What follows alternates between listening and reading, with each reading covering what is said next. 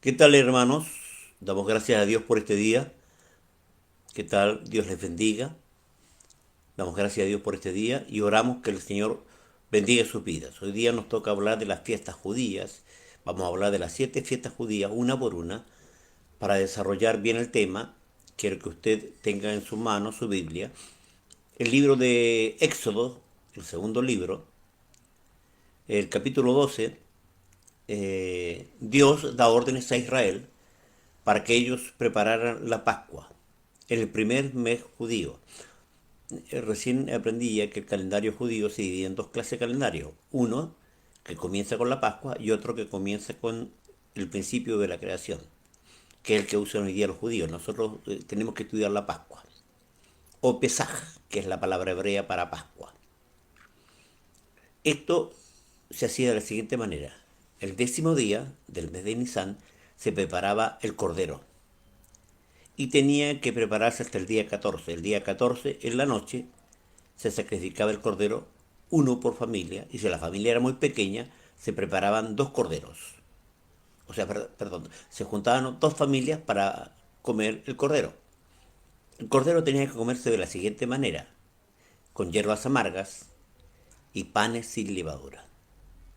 Tenía que ser cocinado, no tenía que ser ni cocido en olla, ¿ya? Sino tenía que ser cocinado a fuego, o sea, asado.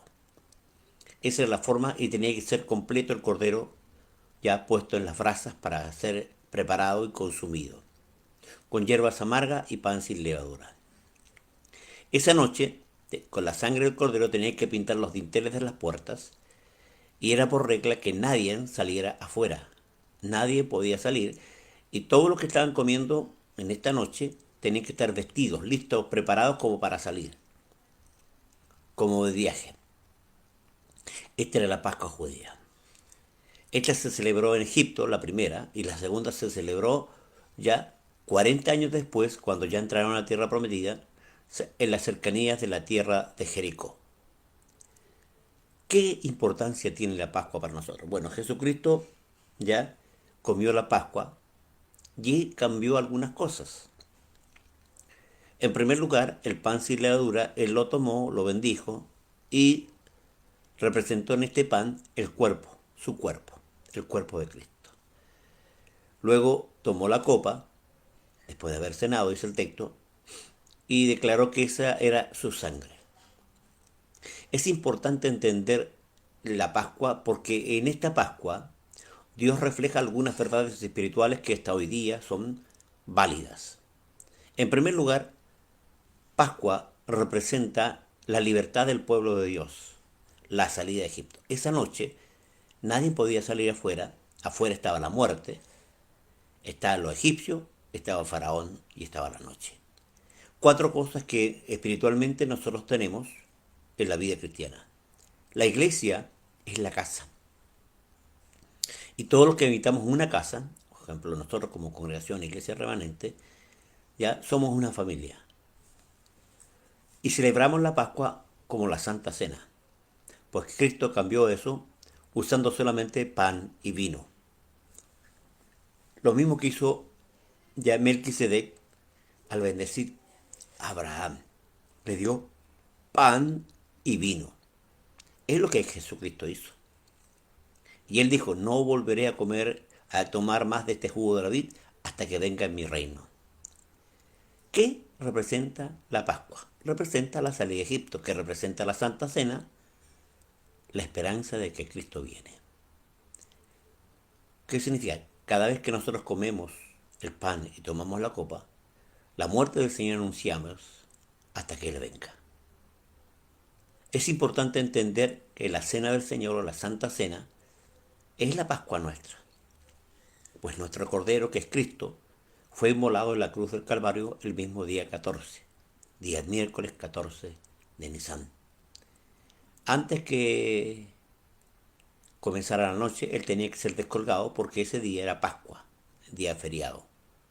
Él era el Cordero. El día sábado 10, él entró a la ciudad de Jerusalén montado en un pollino, preparándose justamente para la muerte, en Betania, cuando una mujer lo ungió con alabastro estaba preparando al Cordero para el día de su muerte.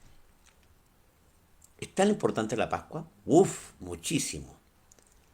Representa justamente varias cosas. Número uno, tomémoslo espiritualmente los símbolos que aparecen aquí. La sangre de Cristo, la sangre de Cristo protege solo a los primogénitos. Ya la Escritura señala claramente que nosotros fuimos salvos por la sangre de Cristo. Aún más, los decapitados, se les preguntó, ¿de dónde viene esto? Estos son los que han salido de la gran tribulación y han lavado su ropa y la han emblanquecido en la sangre del Cordero. ¿Qué significa? El Cordero que se pone en los dinteles de la puerta nos protege a nosotros del juicio de Dios sobre esta tierra. Todos los juicios de Dios que caen sobre esta tierra no nos deben tocar a nosotros los creyentes. Es bien importante entender eso. La Pascua representa ya nuestra protección. ¿De qué nos protege? Número uno, de las tinieblas. Recordemos, fuera de la casa había tinieblas, adentro de la casa había luz. Esa es la verdad espiritual primera que usted tiene que entender. La iglesia tiene luz.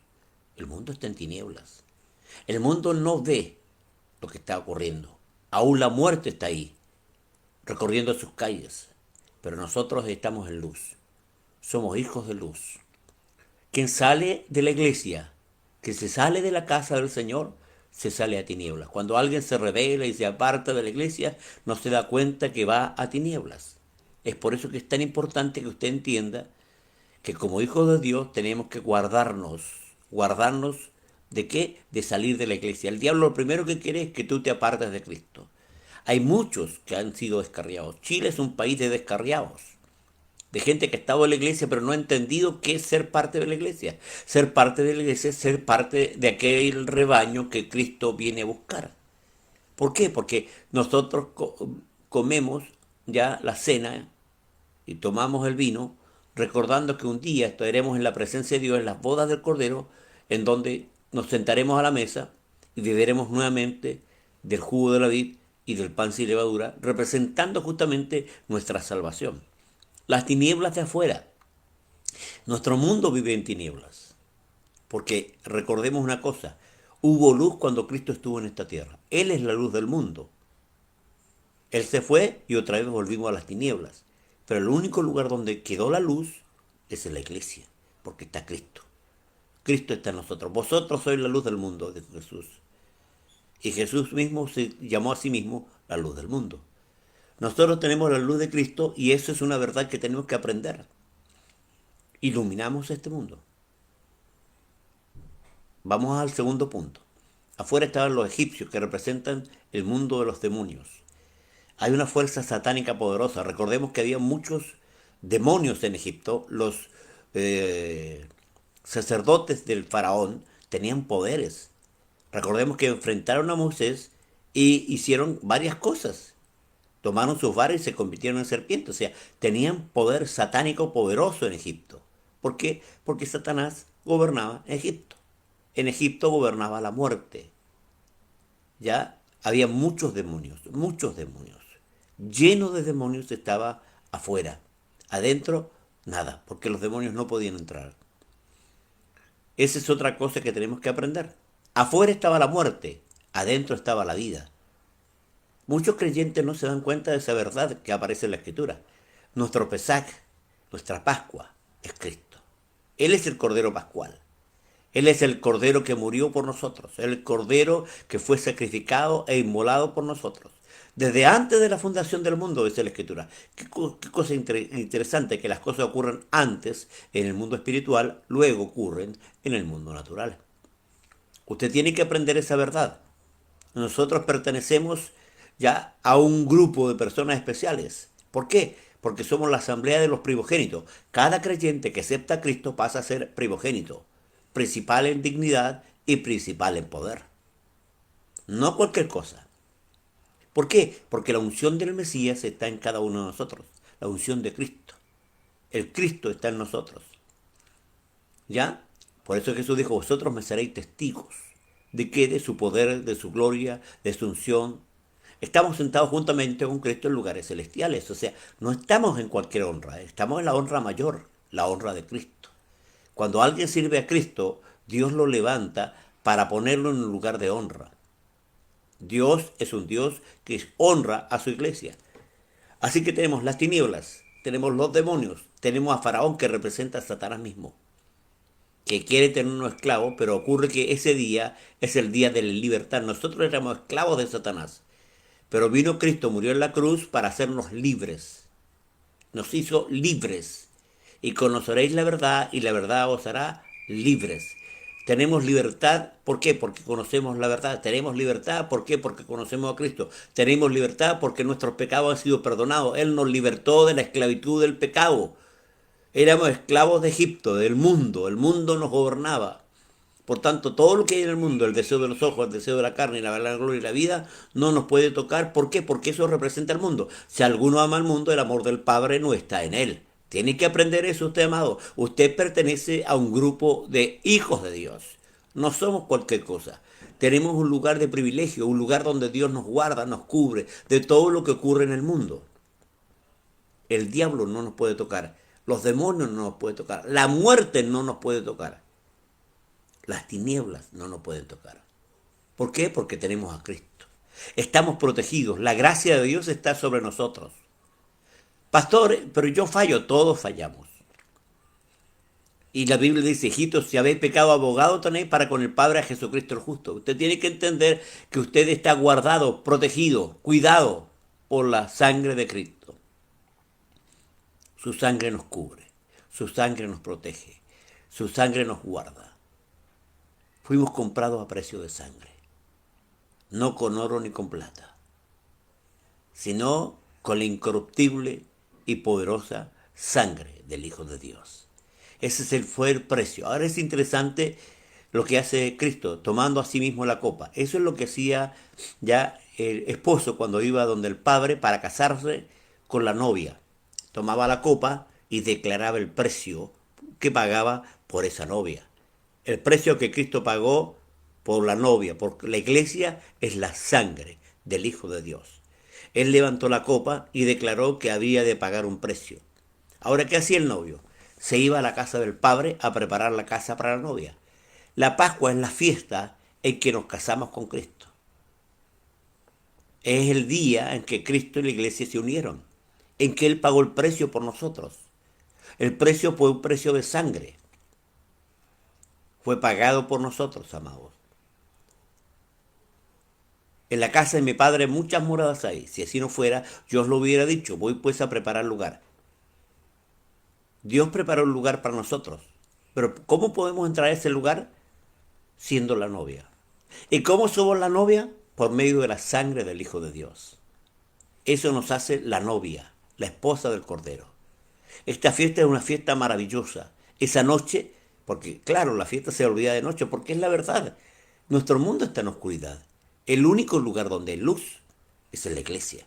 Si es una iglesia que vive conforme a la palabra, si es una iglesia que guarda el mandamiento, si es una iglesia de creyentes que se afirman en Cristo, que no entran y salen, que no viven en el mundo, que están separados del mundo, que están guardándose porque comen panes sin levadura. ¿Por qué hierbas amargas? ¿Por qué hay hierbas amargas? Porque a tu carne no le gusta. Tu carne se revela contra todo lo que es Dios. Es amargo para la carne ser cristiano. ¿Por qué? Porque hay mucha prohibición según la carne. Pero no, amado. Hay vida eterna en Cristo Jesús. Estamos protegidos, guardados, cuidados por nuestro Señor y Salvador. ¿Entiende usted la importancia que tenemos nosotros de ser pueblo de Dios? Tenemos una importancia tremenda, amados. Dios nos conoce por nombre. La iglesia de Jesucristo que nació con Abraham, es lo más importante en el mundo espiritual. Él vino a casarse. Recuerda que en una oportunidad le dijeron, Señor, ¿por qué tus discípulos no ayunan? Dice él, ¿estarán en ayuno los que están de bodas? Nosotros estamos de boda. Cristo pagó el precio por esa boda. Y se va a celebrar, porque recuerda que el matrimonio judío era muy diferente al matrimonio gentil. Claro, en la noche que se casaban no había intimidad, porque el novio tenía que ir a preparar la casa para la novia. Cuando estaba todo preparado, entonces se hacía la fiesta. Y la fiesta duraba 7 días, igual que va a durar nuestro tiempo en la presencia de Dios, 7 años. Estaremos en la presencia de Dios 7 años.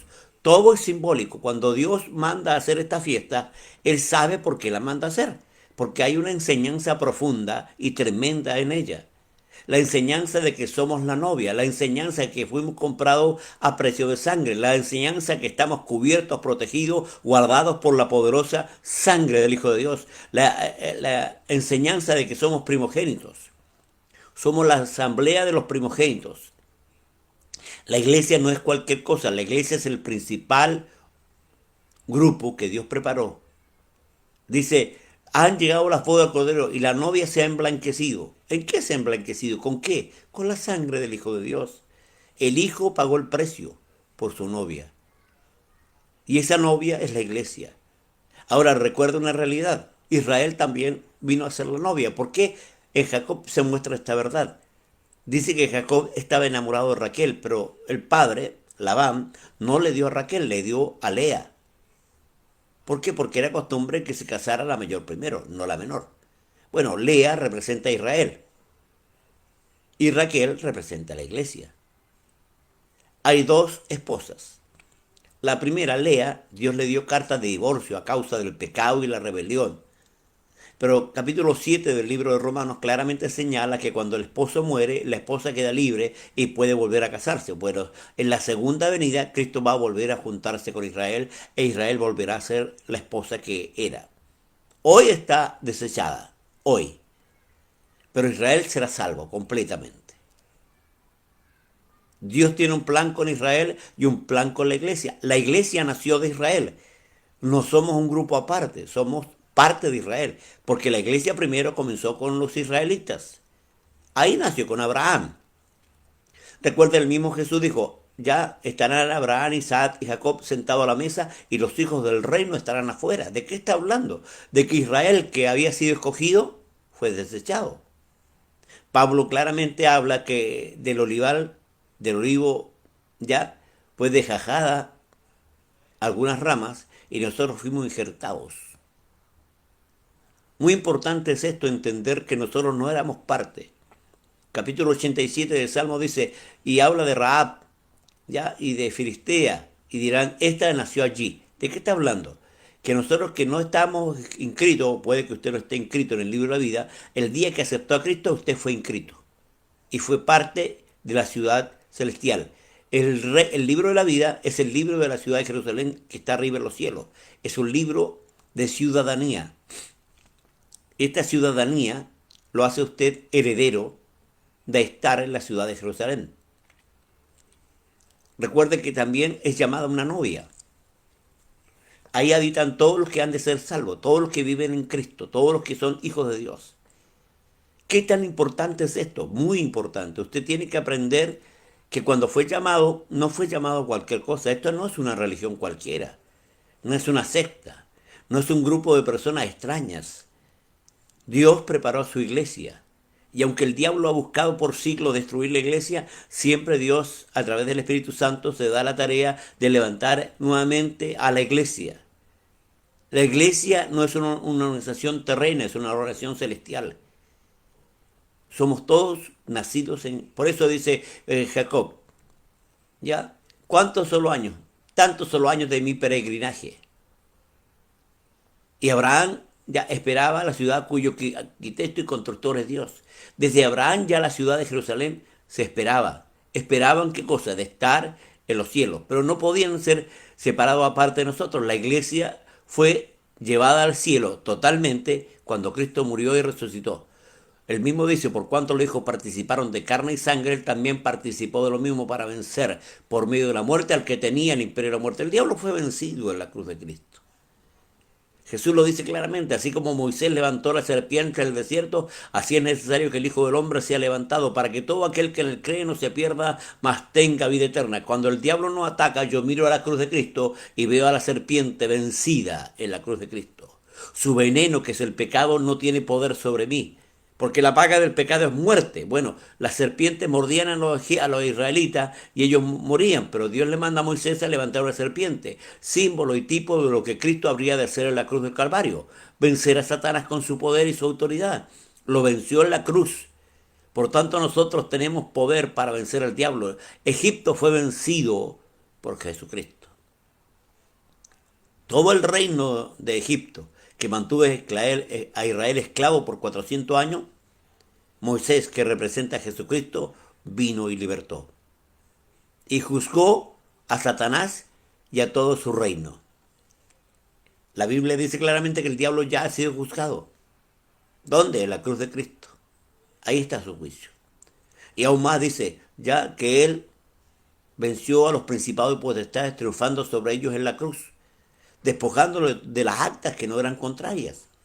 Claro, había un acta que decía que la paga del pecado es muerte y no teníamos ningún derecho a estar vivos, a tener eternidad.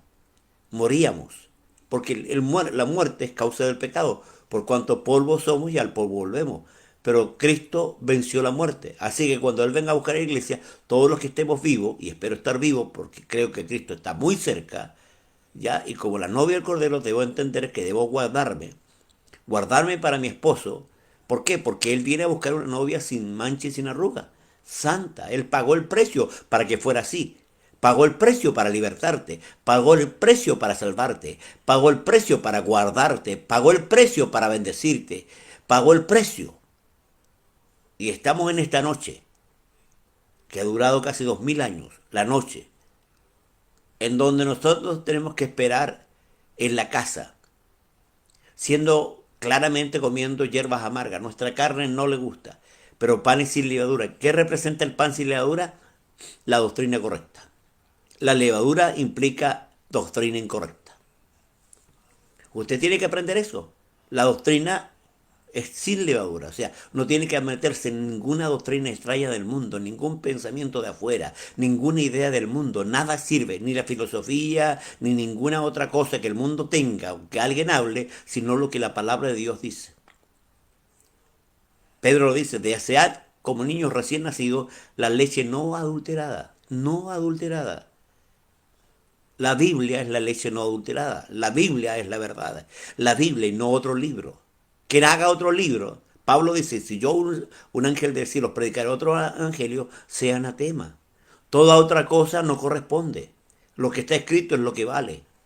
Ninguna otra cosa, ningún otro pensamiento. Por eso los judíos se equivocan, porque ellos esperan un Mesías que les construya el templo. El que les construirá el templo será el anticristo y se sentará en el templo como Dios. Así lo dice Pablo en la primera carta a los tesalonicenses, que han de ser engañados. Han de ser engañados porque el trono de Israel es el trono de Jehová. Ahí se sentará el anticristo, pero a nosotros no nos engaña porque estamos en luz. La casa nuestra tiene luz. La casa nuestra tiene panes sin levadura. La casa nuestra tiene el alimento perfecto, que es a Cristo. La doctrina de Cristo en la cruz. Pablo le dice a los corintios, porque no quiero saber nada sino a Cristo y a este crucificado. Esa es la doctrina principal del Evangelio, el Cordero. Y panes sin levadura, donde no haya ninguna doctrina humana hecha por hombres. Hoy día tenemos un problema. A la gente no le interesa otra cosa, ya, más que venir a la iglesia creyendo muchas cosas que no son bíblicas, que no vienen de la palabra de Dios. Usted tiene que entender esa verdad. Está escrito todo. Yo no puedo añadirle ni quitarle. Amados, tenemos una bendición tremenda. La primera fiesta y más grande representa la salvación, la perfecta salvación. Cristo nos salvó de las tinieblas, nos salvó de la muerte, nos salvó de los demonios, nos salvó de esclavitud, nos salvó de Satanás. ¿Cómo? Porque Él puso el sello para que el diablo no pueda entrar. El diablo no tiene derecho sobre nosotros, porque fuimos comprados a precio de sangre. Soy libre, no soy esclavo. El diablo ya no tiene derecho sobre ti o sobre mí. Tenemos que aprender a vivir una vida cristiana como es correcta, a estudiar la palabra. Es por eso que para poder llegar al ministerio pastoral se necesita estudiar la palabra, porque usted va a guiar a un pueblo hacia la luz, hacia la verdad, hacia lo que Dios hizo en la cruz del Calvario. Es la tarea principal de un pastor, guiar a la congregación. Pero hoy día no tenemos eso en la iglesia de Cristo. La iglesia de Cristo ignora lo que somos. No somos cualquier cosa, amado. Somos el pueblo de Dios. Panes sin levadura, ya hay mucha levadura hoy día en la iglesia, mucha levadura con doctrinas extrañas, doctrinas falsas, errores tremendos, garrafales dentro de la iglesia. Y la levadura es algo que no debe estar en la casa de Dios. No debe estar. No se debe predicar nada que no sea la Escritura, nada que no sea Biblia, nada que no esté escrito. Por eso Pablo es claro en esto. Procura con diligencia presentarte a Dios aprobado como obrero, que no tiene que avergonzarse de nada y que usa bien en la palabra de verdad. Esa es una tarea, poder enseñar al pueblo ya las verdades de la Escritura. ¿Por qué? Porque tenemos pan sin levadura en la casa. Cuesta, claro, hierbas amargas, porque es amargo dar doctrinas a mucha gente que quiere vestirse a su manera, hablar a su manera, caminar a su amargo. A la carne no le gusta, es amargo. Amargo, amados. Hoy día veo mucho mundo dentro de la iglesia, mucho mundo, mucha liviandad. Y cuando usted predica esta palabra lo tratan de fariseo o de religioso. No, yo voy a predicar la palabra. ¿Por qué? Porque quiero una iglesia que de verdad esté dentro de la casa. Que haya panes sin levadura, que haya hierbas amargas, que haya carne de cordero, que haya el mensaje verdadero, el mensaje de Cristo, el mensaje de la cruz. Es tremendo hoy día ver cómo para muchos hoy día la iglesia no vive lo que debe vivir. No camina como debe caminar, no entiende qué es estar dentro de la casa. ¿Por qué nos congregamos? ¿Por qué somos una congregación? Porque somos la congregación que está dentro de esta casa. Somos una familia que venga a esta casa y sea parte de nuestra familia, comerá panes sin levadura, comerá hierbas amargas, comerá carne de cordero, pero estará cubierto por la sangre de Cristo. Son las cosas que la iglesia ofrece a cualquiera que viene a la casa del Señor. No podemos salir de esta casa. El día que usted entró a la iglesia, usted no puede llegar y salirse porque se enojó, porque esto no le gustó, porque ocurre que esto no es jugarreta, hermano. Es vida eterna o muerte eterna. Usted tiene que entender que afuera hay esclavitud, en el mundo hay esclavitud. Usted tiene que entender que el mundo no es para usted. El que ama al mundo, el amor del Padre no está en él. Dios no puede guardarte afuera. Dios no puede cuidarte afuera. Dios no puede protegerte afuera. Tiene que meterse en la iglesia, pero hoy día el diablo ha levantado un montón de iglesias falsas, con doctrinas extrañas, con doctrinas falsas, con pastores que no saben Biblia. Un ciego no puede guiar a otro ciego. Ambos caerán al hoyo. Necesariamente requerimos hombres que conozcan esto de la Pascua, que conozcan la verdad del Pesaj de Dios. Note, nadie podía salir. Nadie podía salir. Y todo lo que no guardaba cualquiera la sangre, guardaba solo los primogénitos. Note la honra que Dios te da. Su sangre te honra. Te pone en un lugar de honor. Principal en poder y principal en dignidad. Eso hace la sangre de Cristo sobre ti. Te vuelve primogénito. David no es el primogénito entre sus hermanos. Es casi el menor. Pero a causa de la sangre de Cristo, a causa de la sangre de Cristo en él, pasa a ser el primogénito. Porque es rey. Es ungido. La unción de primogenitura tiene que ver justamente con eso. El primogénito, ya, era el sacerdote y el gobernante de la casa. Usted tiene que entender que Dios, a través de su sangre, nos dignifica. Dios, a través de su sangre, nos honra. Dios, a través de su sangre, nos eleva a un lugar de bendición. Tenemos un poder increíble. Tenemos un poder increíble porque en nuestras manos como sacerdotes, espiritualmente hablando, podemos ministrar la sangre de Cristo sobre personas y podemos ministrar el poder de Dios sobre personas. Sé que muchos no creerán esto. Muchos dicen, no, eso es fantasía, es relato, no es Biblia. Es Biblia. Es lo que está escrito. No se escribió la Pascua porque sí, porque era bonito y parecía extraño hacer que toda esta fiesta. No, toda esta fiesta tiene una simbología que Cristo mismo luego la enseñó. Una de las cosas más tremendas que tenemos hoy día es ver cómo la iglesia pierde el entendimiento al no entender la importancia de la cena del Señor.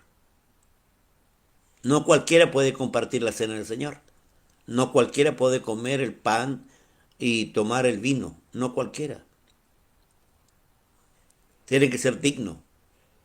Dice que si alguno ya indignamente come, sin discernir el cuerpo de Cristo. ¿Por qué? Porque la Santa Cena es parte de la realidad de lo que somos.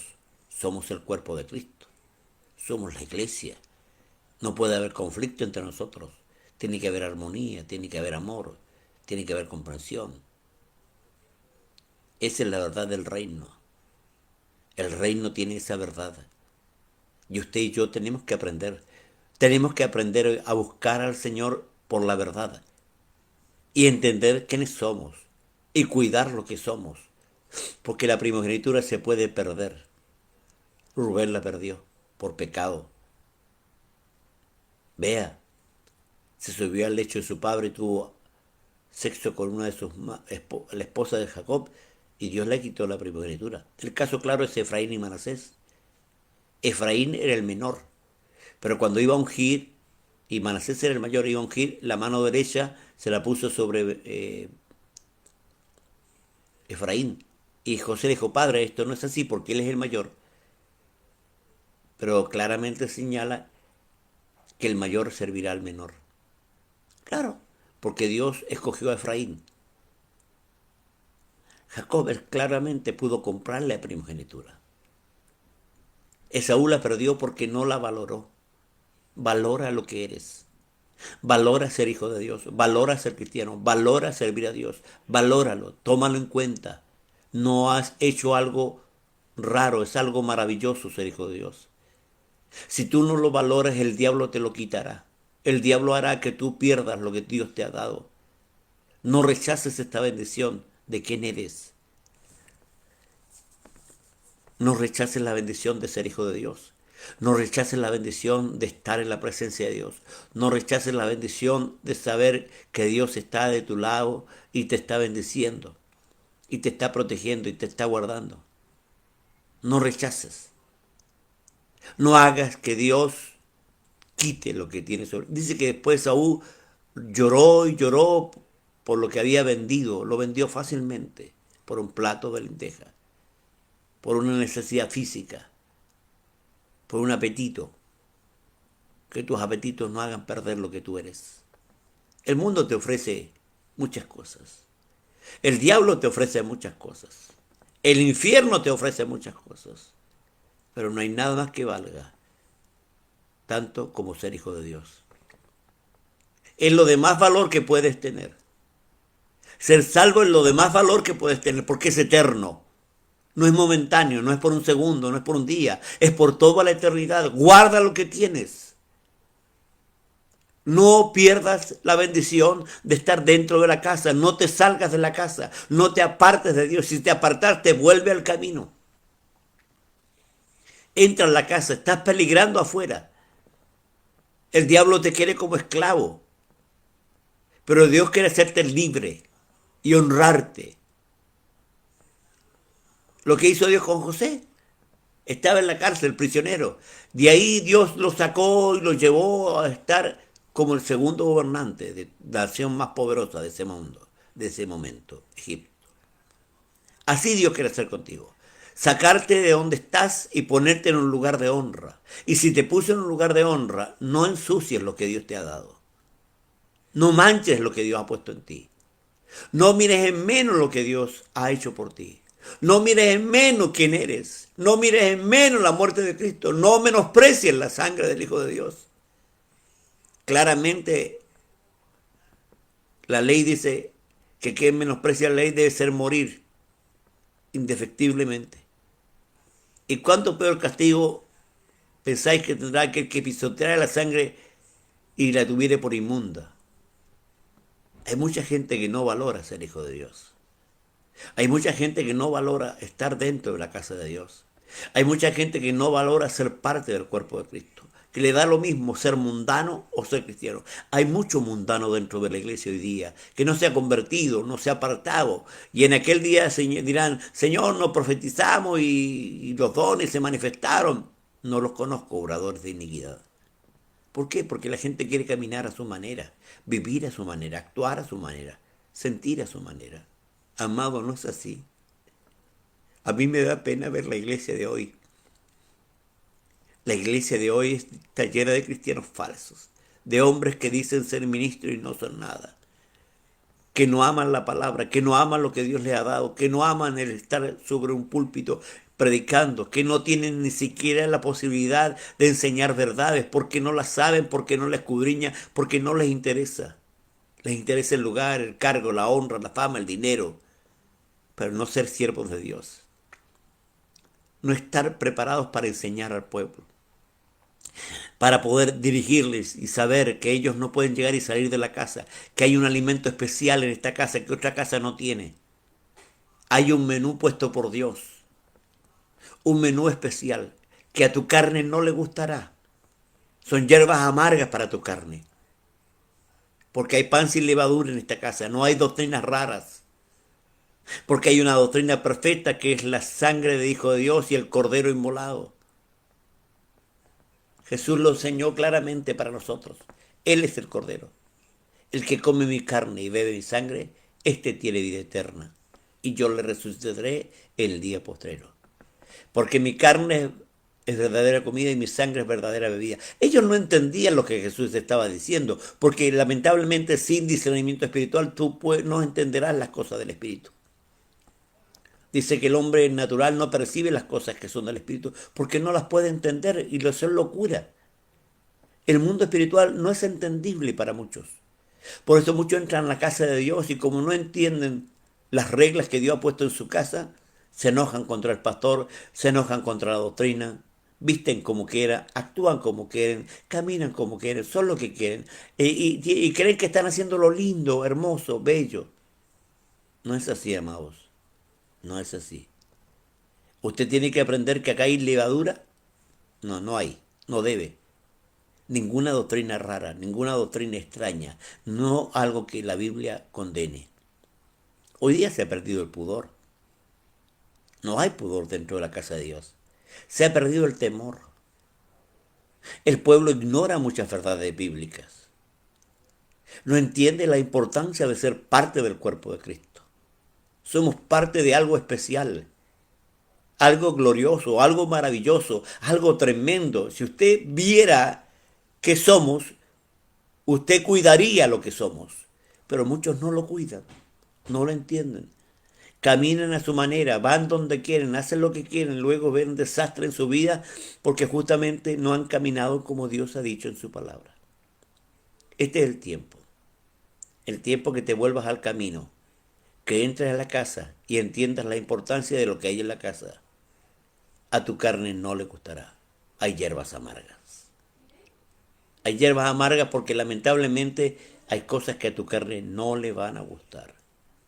Ay, ¿por qué esto? Pero pastor, la otra iglesia lo permite, porque usted no lo permite. ¿Por qué la iglesia la otra hacen esto y usted no lo hace? ¿Por qué allá toman vino y usted no permite tomar vino? ¿Por qué allá bailan? ¿Y por qué allá esto? ¿Y por qué esta música? ¿Y por qué los chicos visten así y usted no lo permite? ¿Por qué se cortan el pelo de esa manera y se ponen aro y hacen esto y aquello? Amado, el mundo y la iglesia parece lo mismo hoy día, no hay diferencia.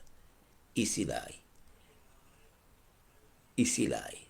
Por eso cuando entras a la casa del Señor y tu carne está vivita y te dan hierbas amargas, estas reglas que la Biblia pone para vivir y vestir y caminar y hacer, hay gente que dice, no, es que a los jóvenes hay que darle libertad. Yo no les voy a dar libertad. Hierbas amargas, señores. Esta es la casa de las hierbas amargas. ¿Quiere una hierba más suave? Váyase a otro lugar, hay hierbas raras. Acá hay hierbas amargas, porque es lo que Dios me dijo acerca de la carne. Hay pan sin levadura, que significa que no tiene doctrinas raras fuera de la Escritura. Hay palabra de Dios, la carne del Cordero, el mensaje de la cruz. Esa es la palabra. Esta es la iglesia. Me toca ser responsable frente a la iglesia. Me toca ser responsable frente a la casa. Y esta es mi tarea, enseñar la verdad. ¿Hierbas amargas? No, no quiero hierbas amargas. Ya en la otra iglesia te aguantan todo. Vaya. Pero acá hay hierbas amargas. Pastor, usted no va a permitir que la gente se salve. Jesús predicó y la gente se le fue. Y Jesús le dijo a sus discípulos, ¿quieren irse ustedes también? ¿A dónde iremos? Solo tú tienes palabra de vida eterna. ¿Quieren eso? Eso es lo que la iglesia tiene que tener. Palabras de vida eterna. Y dentro de esas palabras de vida eterna están las hierbas amargas. Hoy necesitamos una iglesia que viva dentro. Que no sea un pasillo entrar y salir, sino de cristianos que permanezcan en la doctrina. Por eso Pablo le dice a Timoteo, ten cuidado de ti y de la doctrina, porque haciendo esto te salvarás a ti mismo y a los que te oyeren. Hay muchas personas que estando dentro de la iglesia están camino al infierno, porque creen estar bien. En aquel día dirán, Señor, nos profetizamos, y él le dirá, no os conozco. Y mire lo que Jesús mismo dice, ¿ya? No será salvo aquel que diga Señor, Señor, sino aquel que viva de acuerdo a la voluntad de mi Padre que está en los cielos. El que haga la voluntad de mi Padre. Yo tengo que hacer la voluntad del Padre. Dios dio reglas. ¿Las vivirá usted? Dios puso reglas. ¿Las vivirá usted? ¿O vendrá a la casa para cambiar las cosas a su gusto? Lo que hizo Jeroboam. Cuando Dios le dio, separó y partió a Israel y dio 10 tribus a él cambió el sacerdocio. Él puso ya dioses extraños. Trastornó a Israel. Eso es lo que pasa con algunos, que llegan al pastorado y llegan al frente de la obra y como no saben, hacen cualquier cosa. Levantan ídolos, cambian las reglas que Dios ha puesto y ponen sus propias reglas. El Evangelio no es a tu manera, amado. El Evangelio es conforme a la palabra. No es como tú quieres, no es a tu gusto. No es a tu manera, no es a la mía. Yo no puedo agradar a la gente. Pablo dice, si yo agradara a los hombres, no sería siervo de Dios. El primer principio que yo aprendí es que a veces a la gente yo le voy a caer mal. La gente no me va a querer, pero importa que yo predique la palabra, que hable la verdad, que diga la verdad, que no tape la verdad. Porque muchos lamentablemente se perderán creyendo que van por buen camino. Porque hay caminos que al hombre le parecen correctos, pero su fin es fin de muerte. Si tú crees que viviendo a tu manera serás salvo, estás perdido. No es a tu manera ni a tu modo, es conforme a la palabra. ¿Qué le parece si oramos?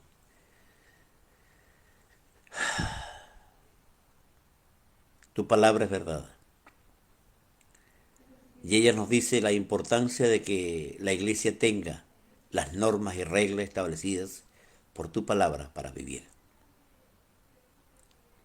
Y todas las bendiciones que nos das al ser parte de esta iglesia. Gracias por esta palabra y gracias por la enseñanza. Permite que entre en el corazón de tu pueblo, porque hay mucho pueblo perdido. Y que se restaure la iglesia como debe ser. En el nombre de Jesús. Amén. Nos vemos durante la semana. Hay varios hermanos que están predicando, así que no se pierdan las predicaciones de los días martes, jueves, viernes y domingo. Hay gente predicando. También nuestros WhatsApp. Usted puede inscribirse en ellos. Estamos en la iglesia en cuerpos de oración y estudio de la palabra de Dios. Si usted tiene preguntas, escríbanos. Que Dios le bendiga ricamente.